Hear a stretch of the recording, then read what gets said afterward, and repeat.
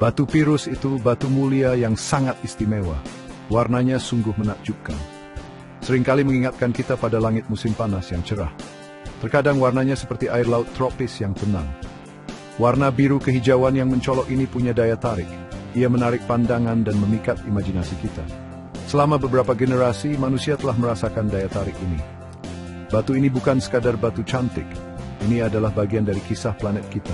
Bisikan dari masa lalu. Manusia telah menyukai batu Pirus selama ribuan tahun. Orang Mesir kuno menghiasi Firaun mereka dengan batu ini. Budaya penduduk asli Amerika menghormatinya sebagai batu suci. Ini melambangkan perlindungan langit dan air. Di berbagai benua dan budaya, permata ini memiliki makna yang dalam. Daya tariknya bukan hanya pada warnanya, itu terletak pada dengan sejarah manusia kita bersama. Ini menghubungkan kita dengan nenek moyang yang juga memandang batu ini dengan takjub, seperti yang kita lakukan saat ini. Perjalanan kita dengan batu Pirus tidak dimulai di toko perhiasan, dimulai jauh di dalam bumi. Kita harus melakukan perjalanan kembali ke masa lalu, melalui zaman geologis. Kita perlu memahami kekuatan yang membentuk dunia kita. Pembentukan batu Pirus adalah tarian yang kompleks. Ini melibatkan unsur-unsur tertentu, kondisi yang tepat, dan rentang waktu yang luas. Ini adalah kisah yang ditulis dalam bahasa kimia dan geologi. Kisah tentang bagaimana hal yang biasa bisa menjadi luar biasa. Batu yang indah ini adalah keajaiban alam. Itu tidak muncul begitu saja. Ini adalah hasil dari proses yang lambat dan teliti. Anggap saja sebagai proyek seni bumi sendiri. Bahan-bahan tertentu harus disatukan. Lingkungannya harus tepat. Air memainkan peran penting sebagai pembawa pesan kosmik. Mereka membuat Petrus terbentuk mencampur proyek kedua lebih membedakan. Bukit Beto. Ini cukup secara rumit pelatihan inti. Bol kecil kosmos yang dapat pegang.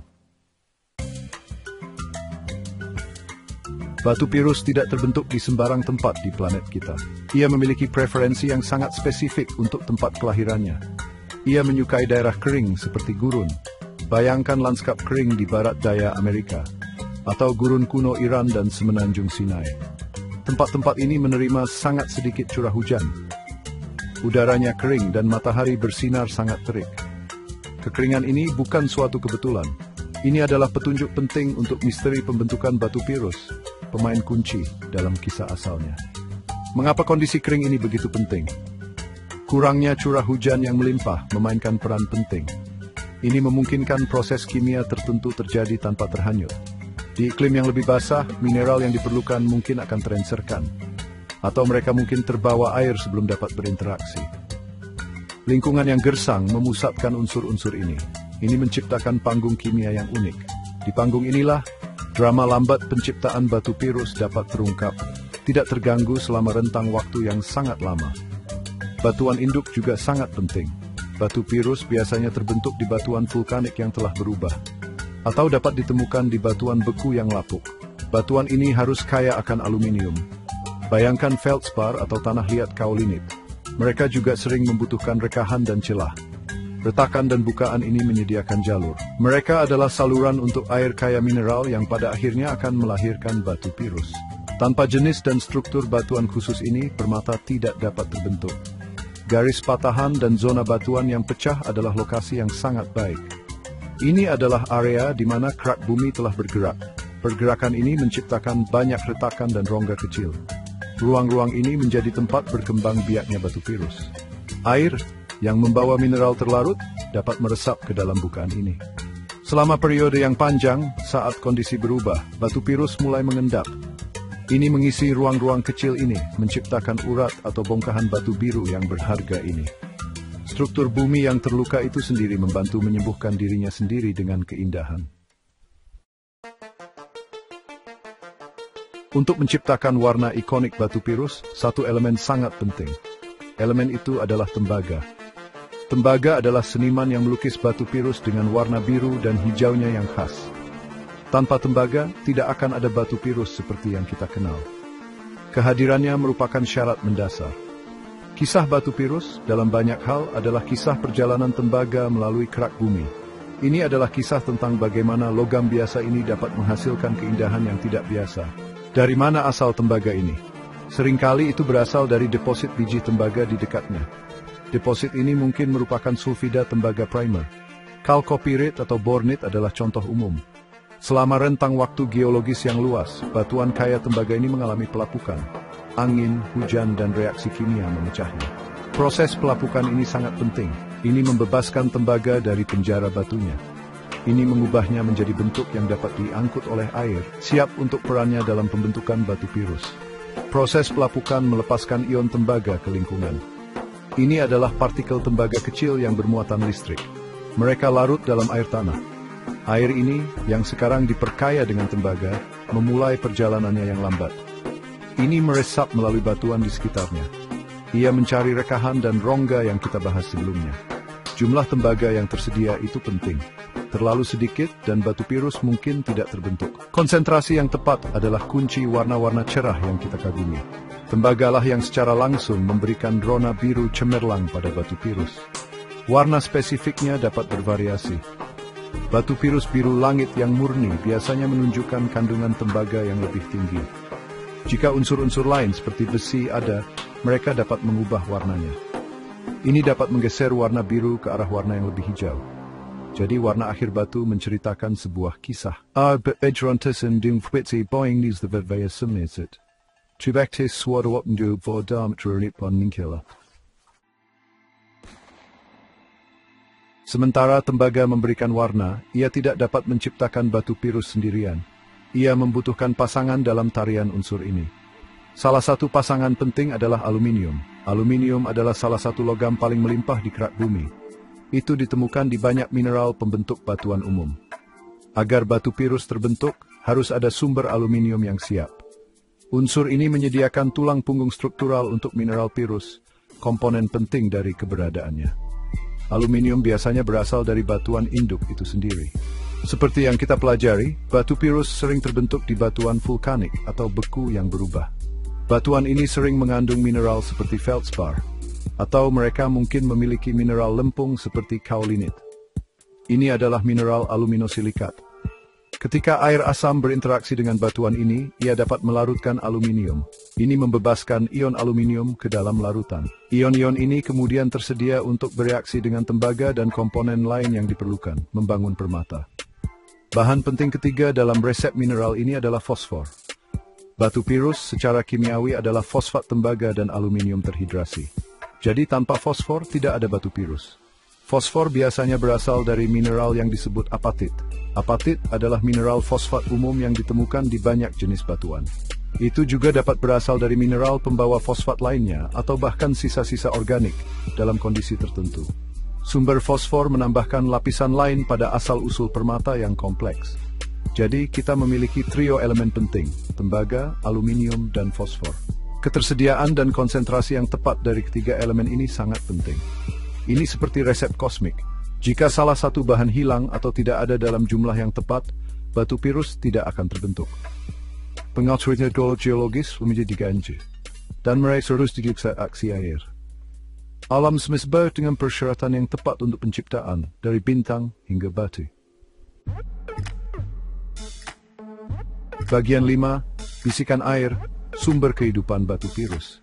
Air adalah pahlawan tanpa tanda jasa dalam kisah pembentukan batu pirus. Ia bertindak sebagai pembawa pesan kosmik dan pematung yang sabar. Tanpa air, unsur-unsur tembaga, aluminium, dan fosfor akan tetap terkunci di batuan induknya. Mereka tidak akan pernah bertemu. Mereka tidak akan pernah memiliki kesempatan untuk bergabung dan menciptakan permata yang indah ini. Air adalah media transformasi. Ini adalah sumber kehidupan yang membawa potensi batu pirus melalui urat tersembunyi bumi. Bayangkan air perlahan meresap dari permukaan. Air ini tidak selalu H2O murni. Saat melewati tanah dan batuan, ia melarutkan berbagai mineral. Di daerah tempat batu pirus terbentuk, air ini menjadi sedikit asam. Keasaman ini penting. Ini meningkatkan kemampuan air untuk memecah batuan. Ini membantu melepaskan tembaga dari bijinya. Ini melarutkan aluminium dari feldspar dan kaolinit. Dan itu membebaskan fosfor dari mineral seperti apatit. Air kaya mineral ini kemudian melanjutkan perjalanannya. Ia mengikuti jalur yang paling tidak tahan. Ia mengalir melalui retakan, celah, dan zona berpori di dalam batuan induk. Jalur ini menjadi arteri pembentukan batu pirus. Air membawa muatan berharga dari unsur-unsur terlarut. Ia bergerak perlahan, terkadang selama ribuan atau bahkan jutaan tahun. Perjalanan ini adalah perjalanan yang sabar. Ini adalah bukti kekuatan lambat dan terus-menerus yang membentuk harta karun planet kita. Komposisi air ini merupakan keseimbangan yang rumit. Tingkat pH yang berarti keasaman atau alkalinitasnya sangat penting. Suhu air juga berperan. Saat larutan syarat mineral ini bergerak melalui batuan, mereka mencari kondisi tertentu. Kondisi di mana mereka akhirnya dapat melepaskan beban terlarutnya. Pelepasan ini libatkan membuatkan dapat beroptis. Air palm terus, soaked tismi geologisid. Bagian 6 Simfoni lambat kristalisasi keajaiban. Pembentukan batu pirus yang sebenarnya terjadi melalui reaksi kimia. Itu terjadi ketika kondisinya tepat. Rumus kimia untuk batu pirus itu kompleks. Ini adalah fosfat aluminium tembaga terhidrasi. Ini berarti mengandung atom tangga aluminium, fosfor, hidrogen, dan oksigen. Atom-atom ini harus menyusun diri dalam struktur kristal tertentu. Proses ini disebut presipitasi. Ini adalah ketika mineral terlarut melakukan sebentuk padatan. Apa yang menyebabkan mineral ini mendapat? Beberapa faktor dapat berubah ini. Air kaya mineral mungkin memasuki zona dengan lingkungan kimia yang berbeda. Misalnya, keasaman atau pH air dapat berubah. Jika air menjadi kurang asam, mineral terlarut dapat menjadi kurang larut. Mereka dapat tetap larut dan mulai membentuk batu pirus padat. Penguapan juga dapat berperan terutama di lingkungan yang gersang. Saat air menguap, mineral menjadi lebih pekat, memaksa mereka untuk mengendap. Batu pirus biasanya mengendap perlahan, lapis demi lapis. Itu dapat mengisi urat tipis dan rekahan di batuan induk. Terkadang itu terbentuk sebagai massa bulat kecil yang disebut nodul. Itu juga dapat muncul sebagai kerak tipis yang melapisi permukaan batuan lainnya. Cara pembentukannya memengaruhi penampilan akhirnya. Batu pirus urat sering menunjukkan pola retakan yang diisinya. Batu pirus nodul bisa lebih padat dan seragam. Akresi lambat ini membangun permata selama periode yang sangat lama. Seluruh proses ini terungkap pada skala waktu geologis. Ini bukan sesuatu yang terjadi dalam semalam atau bahkan dalam seumur hidup manusia. Itu bisa memakan waktu ratusan ribu atau bahkan jutaan tahun. Pikirkan kesabaran bumi. Perubahan suhu, tekanan, dan kimia yang lambat dan stabil. Semuanya bersekongkol untuk menciptakan kantong-kantong keindahan biru dan hijau ini. Setiap potongan batu pirus adalah monumen miniat untuk hamparan waktu yang luas ini, cuma kecil dari kreatif bumi yang panjang. Bagian 7, palet planet, warna, urat, dan identitas. Warna menawan batu pirus terutama karena tembaga. Tetapi warna pastinya bisa sangat bervariasi. Variasi ini memberitahu kita lebih banyak tentang tempat kelahirannya yang spesifik. Jika sejumlah kecil besi hadir selama pembentukan, mereka dapat menggantikan sebagian aluminium. Ini cenderung menggeser warna ke arah rona yang lebih hijau. Jadi batu pirus yang lebih hijau sering menunjukkan adanya besi. Seng juga dapat memengaruhi warna, terkadang menghasilkan warna hijau kekuningan. Palet alam itu halus dan kompleks. Banyak batu pirus menunjukkan fitur yang disebut matriks. Matriks terdiri dari sisa-sisa batuan induk. Sisa-sisa ini terperangkap di dalam batu pirus saat terbentuk. Matriks dapat menciptakan pola yang rumit. Itu mungkin tampak seperti jaring laba-laba, garis, atau tambalan yang tidak teratur. Bahan matriks umum termasuk limonit, batu pasir, atau rijang. Warna matriks dapat berkisar dari hitam hingga coklat hingga kekuningan. Beberapa orang lebih suka batu pirus dengan pola matriks yang kuat. Yang lain mencari batu biru murni yang jernih. Lokalitas pirus yang berbeda di seluruh dunia dikenal karena karakteristiknya yang unik. Misalnya, batu pirus Sleeping Beauty dari Arizona dihargai karena warnanya yang biru langit murni dan tidak adanya matriks.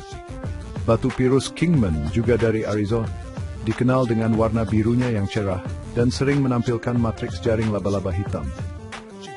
Batu pirus Persia dari Iran telah ditambang selama ribuan tahun dan terkenal dengan warna birunya yang intens. Setiap sumber memberi batu semacam identitas regional, sidik jari dari rumah geologisnya. Porositas batu pirus adalah karakteristik penting lainnya. Beberapa batu pirus secara alami cukup berpori. Ini berarti ia memiliki lubang kecil mikroskopis di dalam strukturnya. Batu pirus yang berpori bisa kurang stabil. Itu dapat menyerap minyak atau cairan yang dapat mengubah warnanya seiring waktu. Untuk meningkatkan daya tahan dan penampilannya, beberapa batu pirus dirawat. Ini mungkin melibatkan stabilisasi dengan resin. Memahami sifat-sifat ini membantu kita menghargai batu alam dan cara manusia berinteraksi dengannya. Bagian 8, Gema melalui milenium, batu Pirus dalam kisah manusia. Kisah batu Pirus terkait erat dengan sejarah manusia. Daya tariknya berasal dari peradaban paling awal. Di Mesir kuno, lebih dari 6.000 tahun yang lalu, batu Pirus sangat dihargai. Itu ditambang di semenanjung Sinai. Firaun dan ratu seperti Tutankhamun dihiasi dengan perhiasan Pirus yang rumit. Itu diyakini menawarkan perlindungan dan melambangkan kelahiran kembali. Orang-orang kuno ini mengenali keindahan khususnya dan memberinya makna yang kuat, sebuah praktik yang akan bergema selama berabad-abad. Di Amerika, batu Pirus memiliki makna spiritual yang mendalam bagi banyak budaya penduduk asli Amerika. Khususnya di Amerika Serikat, bagian barat daya, suku-suku seperti Navajo, Zuni, dan Apache telah menghormati batu Pirus selama berabad-abad. Mereka menganggapnya sebagai batu suci. Itu mewakili kehidupan, air, langit, dan perlindungan. Ini digunakan dalam upacara tradisional, perhiasan, dan seni. Hubungan antara budaya ini dan batu Pirus sangat spiritual. Ini adalah ikatan yang dibentuk selama beberapa generasi tinggal di tanah tempat batu ini ditemukan.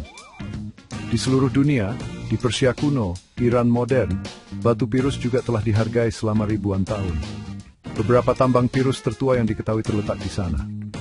Batu Pirus Persia terkenal karena kualitasnya yang luar biasa dan warna biru murninya. Itu diperdagangkan di sepanjang jalur sutra, mencapai Eropa dan Asia. Bagi orang Persia, itu melambangkan surga di bumi. Itu sering ditulis dengan ayat-ayat agama. Warisan budaya yang kaya ini menambah daya pikat dan daya tarik batu yang abadi. Sepanjang sejarah, batu Pirus telah dikaitkan dengan berbagai makna simbolis. Itu telah dilihat sebagai jimat keberuntungan dan kemakmuran. Banyak yang percaya itu bisa menangkal roh jahat atau melindungi pemakainya dari bahaya. Itu telah dikaitkan dengan sifat penyembuhan, baik fisik maupun spiritual. Hubungan manusia yang abadi ini dengan batu Pirus, lintas budaya yang beragam dan rentang waktu yang luas, berbicara banyak. Ini menyoroti apresiasi bawaan kita terhadap keindahan alam dan pencarian kita akan makna di dunia di sekitar kita. Bagian 9, penjaga biru yang berharga, kelangkaan di dunia yang berubah. Pembentukan batu Pirus, seperti yang telah kita lihat, membutuhkan konvergensi faktor-faktor yang unik. Pengaturan geologis tertentu, bahan kimia yang tepat, dan kerja air yang lambat dan sabar selama ribuan tahun. Kondisi tepat ini tidak biasa di planet kita. Mereka terbatas pada daerah kering tertentu dengan batuan induk dan sumber mineral yang benar. Spesifisitas yang melekat ini adalah alasan utama kelangkaan batu Pirus. Ini adalah hadiah khusus dari bumi, tidak mudah dibuat. Banyak deposit batu Pirus yang secara historis signifikan sekarang habis. Tambang yang dulunya menghasilkan batu Pirus berkualitas tinggi yang melimpah telah habis. Tambang Sinai aktif sejak zaman Mesir kuno menghasilkan sangat sedikit saat ini. Tambang Amerika yang terkenal juga menghadapi penurunan produksi. Menemukan deposit batu Pirus baru yang layak secara ekonomi menjadi semakin menantang. Pencari tambang harus mencari di medan yang terpencil dan sulit. Penemuan yang mudah sebagian besar merupakan masa lalu, menjadikan setiap penemuan baru lebih berharga. Kelangkaan ini, dikombinasikan dengan keindahannya yang menawan dan makna sejarahnya yang dalam, berkontribusi secara signifikan terhadap nilai batu Pirus. Batu Pirus alami berkualitas tinggi, terutama dari daerah terkenal, dapat mencapai harga tinggi. Permintaan untuk permata biru langit ini tetap kuat. Kolektor dan penggemar perhiasan menghargai karakter uniknya. Pola matriks, variasi warna, dan asal semuanya berperan dalam menentukan nilai sebuah batu. Itu adalah harta karun yang dicari oleh banyak orang. Batu Pirus berdiri sebagai bukti luar biasa dari kekuatan kreatif bumi yang lambat. Ini adalah keajaiban yang terbatas, permata yang lahir dari pelukan gurun. Saat kita mengagumi rona langitnya, kita juga harus mengingat perjalanan luar biasa yang telah dilaluinya. Dari unsur-unsur yang tersebar di dalam kerak bumi hingga permata yang dipoles di tangan kita. Memahami pembentukannya memperdalam apresiasi kita. Ini mengingatkan kita untuk menghargai harta karun alam ini. Mereka adalah jendela yang tak tergantikan ke dalam kisah planet kita yang luar biasa dan berkelanjutan.